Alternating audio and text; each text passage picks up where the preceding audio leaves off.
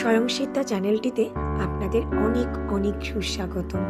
চলে এসেছি দুজন স্বয়ংসিদ্ধাকে নিয়ে আমাদের বাড়ির কাছে একটি রেস্টুরেন্টে, যার নাম ফুড থ্রিলস। সুভাষপল্লী আস্থা প্রি প্রাইমারি স্কুলটি যে আছে না, একদম কাছে চলে এসেছি। দুজনই নিজের নিজের জায়গায় কিন্তু স্বয়ংসিদ্ধা। একজন শিক্ষিকা আর একজন কিন্তু অনেক স্বপ্ন নিয়ে এগোচ্ছে তার সার্থকের দিকে। হয়তো সেও প্রতিষ্ঠিত হয়ে যাবে জীবনে। ব্যাস, শুরু হয়ে গিয়েছে। আমাদের প্রথম পছন্দই এসে ফটো তোলা।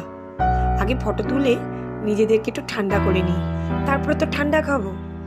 দুজনেই এসে বইয়ের কালেকশন দেখে অবাক। বেশ সুন্দর সুন্দর কালেকশন আছে, কিন্তু সঙ্গে বাচ্চাদের কিছু খেলনাও রয়েছে।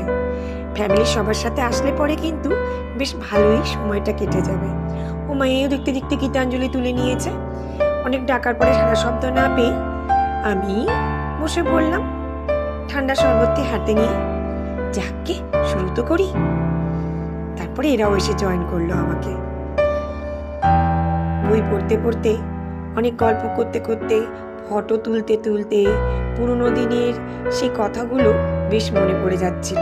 যখন তিনজনে একসাথে থাকতাম, একই ইউনিভার্সিটিতে পড়তাম। এরকম কিন্তু মাঝে মধ্যে সময় কাটাতে পারলে বন্ধুদের সাথে মনটা ভরে যায়, আবার নতুন করে কাজে উৎসাহ পাই। আপনারা কি বলেন? আপনাদের কি মতামত জানাবেন। আপনাদের অনেক অনেক ভালোবাসাই আমাকে পথ চলতে সাহায্য করবে। ধন্যবাদ সবাইকে।